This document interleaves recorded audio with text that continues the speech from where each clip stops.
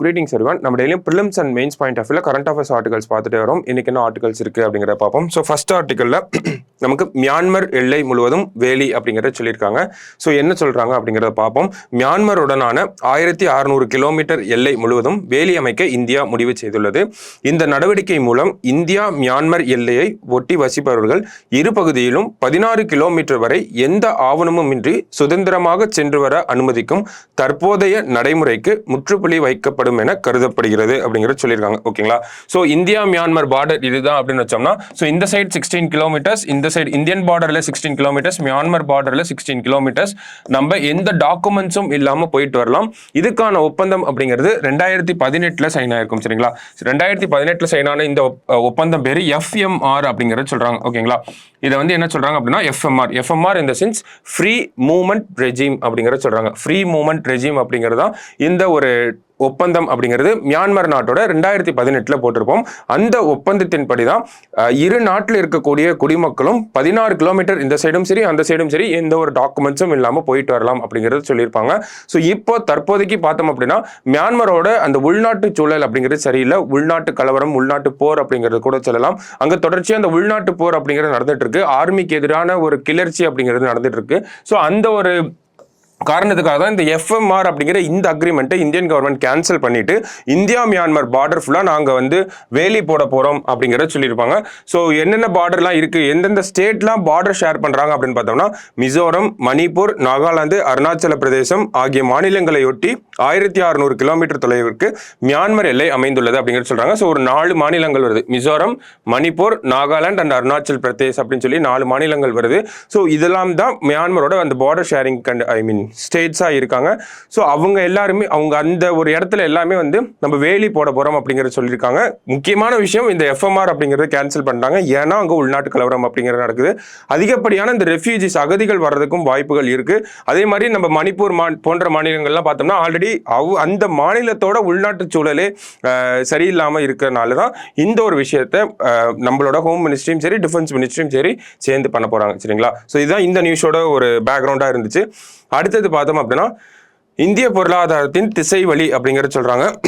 இதுல என்ன சொல்லியிருப்பாங்க அப்படின்னா, ரெகுலரா நம்ம பட்ஜெட் தாக்கல் பண்றப்போ February 1 பட்ஜெட் தாக்கல் பண்றாங்க அப்படின்னா எப்பயுமே January 31 என்ன சொல்லியிருப்பாங்க அப்படின்னா எக்கனாமிக் சர்வே ஆஃப் இந்தியா அப்படிங்கிற ஒரு பொருளாதார அறிக்கை அப்படிங்கிறத சொல்றாங்க. இங்கிலீஷ்ல எக்கனாமிக் சர்வே ஆஃப் இந்தியா அப்படிங்கிறத சொல்லியிருப்பாங்க. அந்த எக்கனாமிக் சர்வே ஆஃப் இந்தியால அந்த போன பட்ஜெட்ல என்னெல்லாம் ரெவன்யூஸ் வந்துருந்துச்சு, எவ்வளோ எக்ஸ்பெண்டிச்சர் ஆயிருக்கு, எவ்வளோ வரவு எவ்வளவு செலவு, என்ன மாதிரி நம்ம பொருளாதாரம் க்ரோ ஆயிருக்கு, அந்த மாதிரியான விஷயங்கள் எல்லாமே அந்த எக்கனாமிக் சர்வே ஆஃப் இந்தியாவில் டீட்டெயிலாக பண்ணி வச்சிருப்பாங்க. ஸோ அதை பார்லிமெண்ட்ல விவாதத்துக்கு எடுத்துப்பாங்க. ஓகேங்களா? ஆனால் இன்ட்ரீம் பட்ஜெட் தாக்கல் பண்ணுறப்போ, இடைக்கால பட்ஜெட் தாக்கல் பண்ணுறப்போ பொதுவாக இந்த ஒரு பொருளாதார அறிக்கை அப்படிங்கிறத தாக்கல் பண்ண மாட்டாங்க. எக்கனாமிக் சர்வே ஆஃப் இந்தியா அப்படிங்கிறது தாக்கல் பண்ண மாட்டாங்க. ஸோ அதுக்கு பதிலாக இந்த வருஷம் நாங்கள் என்ன பண்ண போகிறோம் அப்படிங்கிறத இப்போ இருக்கக்கூடிய மத்திய அரசாங்கம் என்ன சொல்லியிருப்பாங்க அப்படின்னா 2014 இப்போ வரைக்கும் ஒரு 10 வருஷ காலத்துல இந்தியாவோட பொருளாதாரம் எப்படி வளர்ந்திருக்கு, இதுக்கப்புறம் எப்படி வளரப்போகுது அப்படிங்கிறதுக்கான ஒரு வெள்ளை அறிக்கை, ஒயிட் பேப்பர் அப்படிங்கிறத தரப்போறோம் அப்படிங்கிறத சொல்லியிருப்பாங்க. ஒரு ஒயிட் பேப்பர் அப்படின்னா என்னன்னா போத் ப்ரோஸ் அண்ட் கான்ஸ் எல்லாமே அடங்குன ஒரு டாக்குமெண்ட் தான் வெள்ளை அறிக்கை அப்படிங்கிறத பொதுவாக சொல்லுவாங்க. ஓகேங்களா? ஸோ அதே மாதிரி இந்த ஒரு கவர்மெண்ட்டும் வந்து நாங்கள் வெள்ளை அறிக்கை தாக்கல் பண்ண போறோம். இந்த சென்ஸ் லாஸ்ட் 10 இயர்ஸ் எப்படி எக்கனாமிக் டெவலப்மெண்ட் அப்படிங்கிறது இருந்திருக்கு அப்படிங்கிறத சொல்லி நாங்கள் டாக்குமெண்ட் ரிலீஸ் பண்ண போறோம் அப்படிங்கிறத சொல்லியிருப்பாங்க. ஸோ அது அந்த டாக்குமெண்ட் படி பார்த்தோம் அப்படின்னா இந்தியாவோட பொருளாதாரம் இந்த நிலையில் வளரப்போகுது அப்படிங்கிறத நமக்கு முக்கியமாக தெரிஞ்சுக்க வேண்டிய விஷயமா இருக்கு. 2024-25 இந்தியாவோட எக்கனாமிக் க்ரோத் அப்படிங்கிறது 7% ஆகும். அதுக்கப்புறம் வரக்கூடிய காலங்களில் 7%க்கும் மேலே நம்மளோட வளர்ச்சி அப்படிங்கிறது இருக்க போகுது அப்படிங்கிறத சொல்லியிருப்பாங்க. அடுத்தபடி பார்த்தோம்னா இப்போதைக்கு நம்மளோட எக்கனாமி $3.7 ட்ரில்லியன் அளவுக்கு இருக்கு அப்படின்னா அது இன்னும் ஒரு 2-3 வருஷத்துல $5 ட்ரில்லியன் மேல போய் உலகத்திலே 3வது பெரிய அந்த எக்கனாமிக் இன் டர்ம்ஸ் ஆஃப் எக்கனாமில நம்ம 3rd லார்ஜஸ்ட் கண்ட்ரியா இருக்க போறோம் அப்படிங்கிறதையும் இந்த ஒரு அந்த வெள்ளை அறிக்கை அப்படிங்கிற விஷயத்தில் சொல்லியிருப்பாங்க. ஓகேங்களா? ஸோ அதுதான் இந்த ஆர்டிகல்லையும் சொல்லியிருக்காங்க. வேற எதுவும் பெருசா இருக்காது. 2-3 டேட்டா பாயிண்ட்ஸ் மட்டும் தான் சொல்லியிருக்காங்க. அடுத்தது உயர்கல்விக்கான மாணவர் சேர்க்கை விகிதம். இதுல தொடர்ச்சியா தமிழகம் அப்படிங்கிறவங்க ஃபர்ஸ்ட் வந்துட்டே இருக்காங்க. ஸோ அதை பத்தின விஷயங்கள் தான் இந்த இடத்துல பார்க்க போறோம். கவர்மெண்டோட இலக்கு என்னவா இருக்கு, மத்திய அரசாங்கத்தோட இலக்கு என்னவா இருக்கு அப்படின்னு பார்த்தோம்னா 2035 ஒட்டுமொத்த மாணவர் சேர்க்கை விகிதம் 50% என்ற அளவை எட்டுவதற்கான இலக்கை மத்திய அரசு நிர்ணயித்துள்ளது. ஸோ 2035க்குள்ள இந்தியாவோட gross enrolment ratio in terms of higher education அப்படிங்கிறது 50% மேலே இருக்கணும் அப்படிங்கிறத சொல்லியிருக்காங்க. அப்போ அந்த கிராஸ் என்ரோல்மெண்ட் ரேஷியோனா என்ன, அது எப்படி ஹையர் எஜுகேஷனுக்கு ஈக்குவேட் பண்ணுறாங்க அப்படிங்கிறத பார்ப்போம். ஸோ 18 வயது முதல் 23 வயதினரால் எத்தனை பேர் பள்ளி கல்வி முடித்து உயர்கல்வி சேர்கிறார்கள் என்பதை அடிப்படையாக வைத்து உயர்கல்விக்கான மொத்த மாணவர் சேர்க்கை விகிதம் கணக்கிடப்படுகிறது. ஸோ 18 to 23ங்கிற இந்த ஏஜ் குரூப்ல யாரெல்லாம் ஸ்கூல் முடிச்சுட்டு காலேஜ் சேர்றாங்களோ அந்த டேட்டா வச்சு தான் இந்த கிராஸ் என்ரோல்மெண்ட் ரேஷியோ எடுக்கிறோம் அப்படிங்கிறத சொல்றாங்க. அதுதான் அந்த ஃபார்முலாவும் இருக்கு அப்படிங்கிறத சொல்லியிருக்காங்க. ஸோ இதை நம்ம இந்தியன் ஸ்டேட்ஸோட கம்பேர் பண்றாங்க, கிராஸ் என்ரோல்மெண்ட் ரேஷியோ எப்படி எப்படிலாம் இருக்கு அப்படின்னு சொல்லி. அதில் தமிழ்நாடு முதல் இடத்துல தொடர்ச்சியா நம்ம தான் ஃபர்ஸ்ட்ல இருக்கோம். கிராஸ் என்ரோல்மெண்ட் ரேஷியோல யார் ஃபர்ஸ்ட்னு கேட்டால் எப்பயுமே நம்ம தான் ஃபர்ஸ்ட். தமிழ்நாடு 47%. அதுக்கப்புறமா பார்த்தோம் அப்படின்னா நமக்கு இங்கே தமிழ்நாட்டுக்கு அடுத்தபடியாக பார்த்தோம்னா ஆந்திர பிரதேசம் 36% வாங்கியிருக்காங்க. பெரிய மாநிலங்கள்னு எடுத்து பார்த்தோம்னா தமிழ்நாடு ஃபர்ஸ்ட், நமக்கு அடுத்து ஆந்திர பிரதேஷ், அப்புறம் கர்நாடகா, மகாராஷ்டிரா அந்த மாதிரி வரிசையாக வராங்க. சரிங்களா? ஸோ இந்தியா அளவில் பொறுத்து பார்த்தோம் அப்படின்னா 2021-22 உயர்கல்வி மாணவர் சேர்க்கை விகிதம் இந்தியாவில் ஒட்டுமொத்த சராசரியாக 28% இருக்கு. ஸோ தமிழ்நாடு மட்டுமே 47%, இந்தியா 28.4% வச்சிருக்காங்க. ஓகேங்களா? ஸோ இதை தான் 50% இன்க்ரீஸ் பண்ணணும் அப்படின்னு சொல்லியிருக்காங்க. எத்தனாவது வருஷத்துல 2035க்குள்ள இதை பண்ணணும் அப்படிங்கிறதையும் சொல்லியிருக்காங்க. ஓகேங்களா? ஸோ அதுதான் நம்ம இந்த இடத்துல ஒவ்வொரு இதாக கொடுத்துருக்கோம். மற்ற டேட்டாஸ்ல என்ன இருக்கு அப்படின்னு பார்த்தோம்னா அந்த ஹையர் எஜுகேஷனில் சேர்ந்திருக்காங்க, எந்தெந்த கோர்சஸில் சேர்ந்திருக்காங்க அப்படிங்கிறதெல்லாம் கொடுத்துருப்போம். ஸோ அதுக்கப்புறமா பார்த்தோம் அப்படின்னா யூனியன் பிரதேசங்கள், மாநிலங்கள் அந்த வரிசையை எடுத்து பார்த்தோம் அப்படின்னா நமக்கு உயர்கல்விக்கான மாணவர் சேர்க்கை விகிதத்தில் யூனியன் பிரதேசங்களை பொறுத்தவரை 64%-உடன் சண்டிகர் முதலிடத்தில் உள்ளது. ஸோ இந்தியாவிலே அதிகப்படியாக வச்சிருக்கிறது யார் அப்படின்னு பார்த்தோம்னா 64.8%ஓட சண்டிகருக்கு தான் வச்சிருக்காங்க. ஆனால் அவங்க ரொம்ப சின்ன ஒரு யூனியன் பிரதேசமாக இருக்கனால அதனால தான் நமக்கு அந்த பெரிய மாநிலங்கள் யூனியன் பிரதேசங்கள் அப்படின்னு சொல்லி பிரித்து கொடுத்துருக்காங்க. ஓகேங்களா? இவங்களை நம்ம தமிழ்நாட்டோட கம்பேர் பண்ண முடியாது. ஏன்னா அவங்களுக்கு தேவைப்படக்கூடிய இன்ஃப்ராஸ்ட்ரக்சர் எல்லாமே கம்மி. தமிழ்நாடு ஒரு மிகப்பெரிய மாநிலம் இன் கம்பேர்டு டு சண்டிகர் அப்படின்னு பார்க்குறப்போ. சரிங்களா? ஸோ அதுக்கப்புறமா புதுச்சேரி 61% அந்த மாதிரி எல்லாம் கொடுத்துருக்காங்க. ஓகேங்களா? ஸோ மாநிலங்களை எடுத்துக்கொண்டால் நம்ம ஃபர்ஸ்ட் பெரிய மாநிலங்கள் அப்படிங்கிறத பார்த்துருந்தோம். ஒட்டுமொத்தமாக மாநிலங்கள் யூனியன் பிரதேசம்னு எடுத்து பார்த்தோம்னா சண்டிகர் யூனியன் பிரதேசத்தில் ஃபர்ஸ்ட், மறுபடியும் மாநிலங்கள்னு எடுத்து பார்த்தா தமிழகம் தான் அதுலேயும் ஃபர்ஸ்டாக இருக்காங்க. தமிழ்நாடு எவ்வளோ அப்படின்னு பார்த்தோம்னா 47% அப்படின்னு சொல்லியிருந்தோம். நமக்கு அப்புறம் பார்த்தோம்னா ஹிமாச்சல் பிரதேஷ் 43% இருக்காங்க. அதுக்கப்புறம் கேரளா இருக்காங்க. அதுக்கப்புறம் தான் ஆந்திரா அப்படி எல்லாம் வராங்க. சரிங்களா? நம்ம அங்கே பார்த்தது பெரிய மாநிலங்கள்னு எடுத்து பார்க்குறப்போ தமிழ்நாடு ஃபர்ஸ்ட், ஆந்திரா செகண்ட் அப்படின்னு பார்த்தோம். இங்கே ஒட்டுமொத்தமாக மாநிலங்கள்னு எடுத்து பார்க்குறப்போ தமிழ்நாடு ஃபர்ஸ்ட், அதுக்கப்புறம் ஹிமாச்சல் பிரதேஷ், தென் கேரளா அப்படி வராங்க. சரிங்களா? ஸோ அந்த மாதிரியான டேட்டா பாயிண்ட் தான் அதிகமாக கொடுத்துருந்தாங்க. பின்தங்கிய மாநிலங்கள் அப்படின்னு பார்த்தோம்னா நமக்கு தெரியும், இருந்தாலும் அசாம், பீகார் போன்ற மாநிலங்கள்லாம் ரொம்ப பாதிக்கப்பட்டிருக்காங்க அப்படிங்கிறது தெரியுது. ரொம்ப பின்தங்கிய மாநிலங்களாக இருக்காங்க. அதே மாதிரி யூனியன் பிரதேசத்தில் பொறுத்த வரைக்கும் லட்சத்தீவு ரொம்ப பின்தங்கி இருக்காங்க. வெறும் 1% மட்டுமே அவங்களோட அந்த உயர்கல்வி சேர்க்கை விகிதம் அப்படிங்கிறது இருக்கு. சரிங்களா? ஸோ இந்த ஆர்டிகல்ல நம்ம டேட்டா பாயிண்ட் தான் பார்த்துருக்கோம். என்ன ஒரு விஷயம் தெரிஞ்சுக்கணும் அப்படின்னா ஆயுஷ் அப்படிங்கிற இந்த ரிப்போர்ட் தான் 2011 வந்துட்டு இருக்கு. எஜுகேஷன் மினிஸ்ட்ரி இந்த ஒரு விஷயத்த பண்ணிட்டு இருக்காங்க. All India survey on higher education சொல்றாங்க. ஸோ அந்த ஒரு சர்வேலிருந்து எடுக்கப்பட்ட டேட்டாஸ் தான் இது எல்லாமே. ஸோ ஆயுஷ் சர்வேல என்ன சொல்லியிருப்பாங்க அப்படின்னா ஹையர் எஜுகேஷனோட கிராஸ் என்ரோல்மெண்ட் ரேஷியோ இந்தியாவில் 28% இருக்கு, தமிழ்நாட்டில் 47% இருக்கு. இது ரெண்டையும் நம்ம தெரிஞ்சுக்கிட்டா போதும். தமிழ்நாடு இந்தியாவிலே ஃபர்ஸ்டா இருக்காங்க. இந்தியாவோட ஓவரால் ஆவரேஜ் 28%. இந்த 28% 50% மாற்றணும்னு சொல்றாங்க. எப்பக்குள்ள மாற்றணும் அப்படின்னா 2035க்குள்ள மாற்றணும். ஓகேவா? ஸோ இந்த ஆர்டிகல் இருந்து நமக்கு தெரிஞ்சுக்க வேண்டிய எக்ஸாம் பாயிண்ட் ஆஃப் வியூல தேவையான விஷயங்கள் இதெல்லாம் தான். ஓகேவா? ஸோ அடுத்த ஆர்டிகல் உத்தரகாண்ட் பொது சிவில் சட்டம் முக்கிய அம்சங்கள் அப்படிங்கிறது கொடுத்துருக்காங்க. ஸோ சுதந்திர இந்தியாவில் முதல் முறையாக ஒரு மாநிலம் பொது சிவில் சட்டத்தை கொண்டு வராங்க அப்படின்னா அது உத்தரகாண்ட் தான். ஸோ அவங்களோட அந்த சட்டத்தில் முக்கியமான அம்சங்கள் என்னென்ன இருக்குது அப்படிங்கிறத பார்க்க போகிறோம்.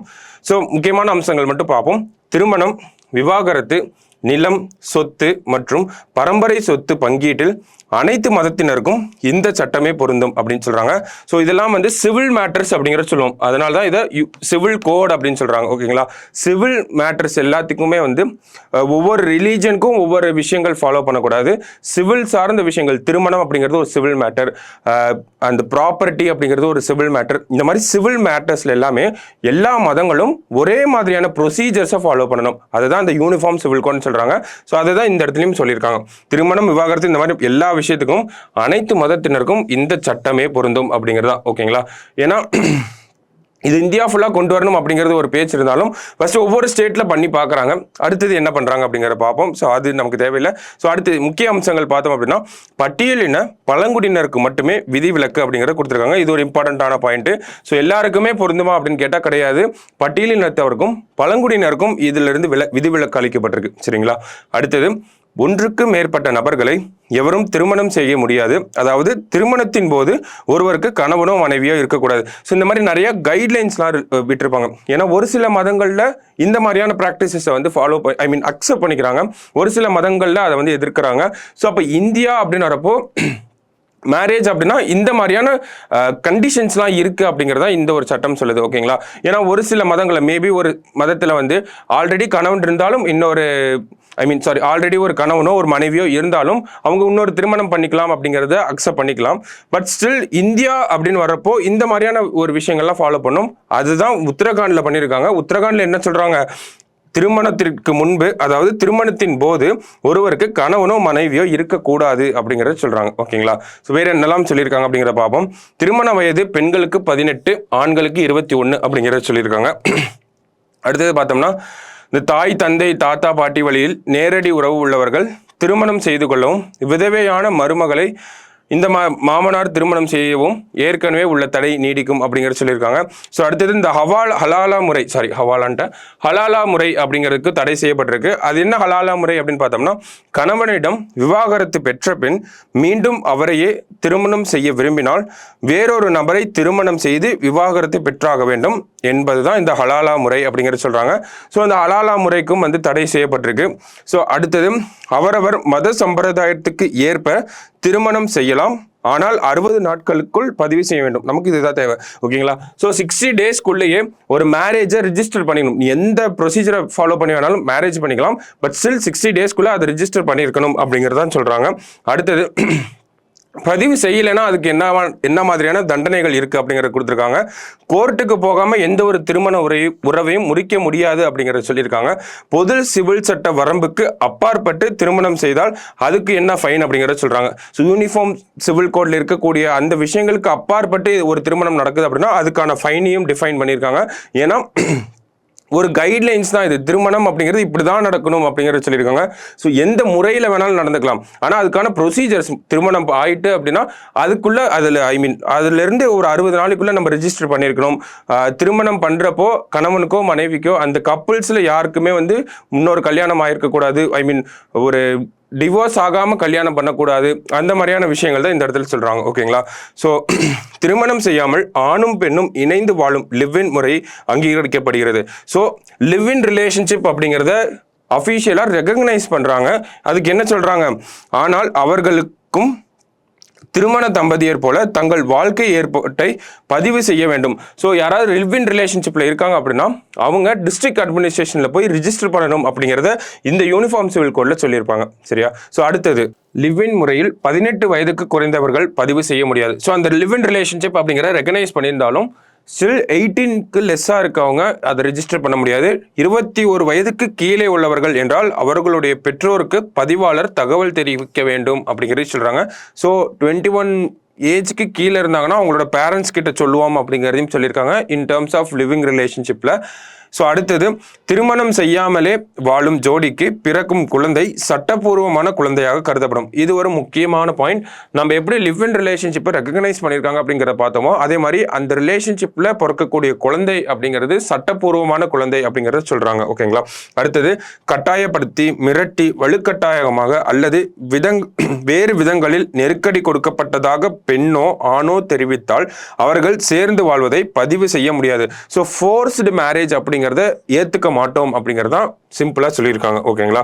அடுத்தது, 1 மாதத்துக்கு மேலாக இந்த உறவு முறையில் சேர்ந்து வாழ்பவர்கள் அதை பதிவு செய்யாவிட்டால் அதுக்கு என்ன ஃபைன் அப்படிங்கிறத கொடுத்துருக்காங்க. ஸோ 1 மந்த்துக்கு மேலே நம்ம லிவ் இன் ரிலேஷன்ஷிப்பில் இருக்கோம் அப்படின்னா அதை கண்டிப்பாக ரிஜிஸ்டர் பண்ணிக்கணும். யார்கிட்ட அப்படின்னா டிஸ்ட்ரிக்ட் அட்மினிஸ்ட்ரேஷனில் போய் நம்ம ரிஜிஸ்டர் பண்ணியிருக்கணும். அடுத்தது, பதிவின் போது தவறான தகவல் தெரிவித்தால் 3 மாதம் சிறை தண்டனை அப்படிங்கிறதையும் சொல்றாங்க. ஸோ ஒன்றாக வாழும் இருவருக்குமே வேறு மனைவியோ கணவனோ இருக்கக்கூடாதுங்கிறதையும் சொல்றாங்க. லிவ்-இன் முறையில் பதிவு செய்து வாழும் தம்பதி பிரிய நேரிட்டால் அந்த பெண் ஜீவானம்சம் கோர முடியும் அப்படிங்கிறத கொடுத்துருக்காங்க. ஸோ 3 முக்கியமான பாயிண்ட்டை பார்த்துருக்கோம். ஓகேங்களா? ஒன்று, இந்த லிவ் இன் ரிலேஷன்ஷிப் வச்சு பார்க்குறப்போ ஃபர்ஸ்ட் அதை அங்கீகரிச்சிருக்காங்க. குழந்தை அப்படிங்கிறது பிறந்துச்சு அப்படின்னா அந்த ரிலேஷன்ஷிப்ல இருக்கப்போ அது வந்து சட்டப்பூர்வமான குழந்தை அப்படின்னு சொல்றாங்க. ஸோ அவங்க பிரிய நேரிட்டால் அவங்களுக்கு அந்த பெண்களுக்கு வந்து ஜீவானம்சம் அப்படிங்கிறது கிடைக்கும் அப்படிங்கிறதையும் சொல்லியிருக்காங்க. இது 3 நமக்கு இம்பார்ட்டண்ட்டான பாயிண்ட்ஸாக இருக்கு. சரிங்களா? ஸோ இன்னைக்கு நம்ம ஒரு 4 ஆர்டிகல் பார்த்துருப்போம். ஸோ 4மே நமக்கு எக்ஸாம் பாயிண்ட் ஆஃப் வியூ இம்பார்ட்டண்ட்டாக இருக்குது. இந்த உத்தரகாண்டோட அந்த civil code, uniform civil code அப்படிங்கிறது நம்ம mains point of view expect பண்ணலாம். அதோட அட்வான்டேஜஸ் டிஸ்அட்வான்டேஜஸ் அப்படிங்கிறத கேட்கலாம். ஸோ அட்வான்டேஜஸ் அப்படின்னு பார்த்தோம்னா யூனிஃபார்மாக எல்லாருக்கும் ஒரு ப்ரொசீஜர்ஸ் இருக்கும். ஸோ வேற அந்த டிஸ்கிரிமினன்சி அப்படிங்கிறது இருக்காது.